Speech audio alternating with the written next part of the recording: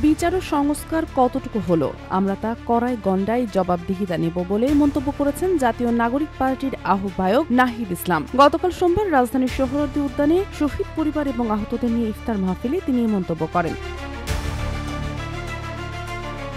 নাহিদ বলেন, আমরা ডক্টর মোহাম্মদ ইউনূসকে আমন্ত্রণ জানিয়ে সরকারের প্রধান উপদেষ্টা করেছিলাম। অন্যান্য উপদেষ্টাবৃন্দ রয়েছেন, সেনা প্রধান রয়েছেন, তারা প্রত্যেকে কিন্তু কমিটমেন্ট দিয়েছিলেন মানুষের জানমালের নিরাপত্তা এবং বিচারের দায়িত্ব তারা নিচ্ছেন। ফলে এই কমিটমেন্ট থেকে কিন্তু তারা দূরে সরে যেতে পারবেন না, জনগণের সামনে কিন্তু দাঁড়াতে হবে। ফলে আমরা কড়াই গণ্ডায় জবাবদিহিতা নেব, আমাদের বিচার কতটুকু আদায় হলো, সংস্কার কতটুকু আদায় হলো।